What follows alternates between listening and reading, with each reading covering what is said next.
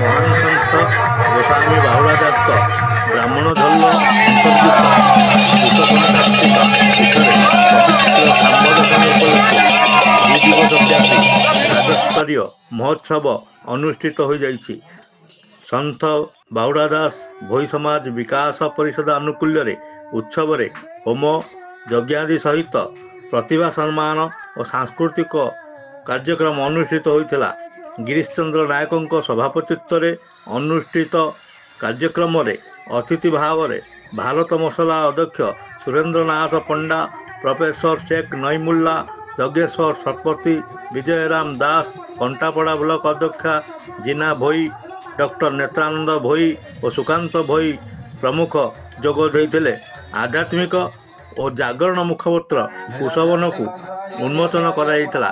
ପ୍ରବଚକ ଦିବାକର ଦାସ ମହାରାଜ ସନ୍ଥ ବାହୁଡ଼ା ଦାସଙ୍କ ଅଲୌକିକ କଥାବସ୍ତୁ ଉପସ୍ଥାପନ କରିଥିଲେ। ପରିଷଦର ସମ୍ପାଦକ ଅତୁଲ୍ୟ ନାୟକଙ୍କ ତତ୍ତ୍ୱାବଧାନରେ ଅନୁଷ୍ଠିତ ଉକ୍ତ କାର୍ଯ୍ୟକ୍ରମରେ ଜୟରାମ ଭୋଇ, ରୁଦ୍ରନାରାୟଣ ଭୋଇ, ମାନସ ରଞ୍ଜନ ଭୋଇ, ପ୍ରମୋଦ ଭୋଇ ପ୍ରମୁଖ କାର୍ଯ୍ୟକ୍ରମକୁ ପରିଚାଳନା କରିଥିବା ବେଳେ ସରୋଜ କୁମାର ଭୋଇ ଧନ୍ୟବାଦ ଅର୍ପଣ କରିଥିଲେ। ପ୍ରଦୀପ୍ତ କୁମାର ଦାସଙ୍କ ରିପୋର୍ଟ, ବିତର୍କ ନ୍ୟୁଜ୍।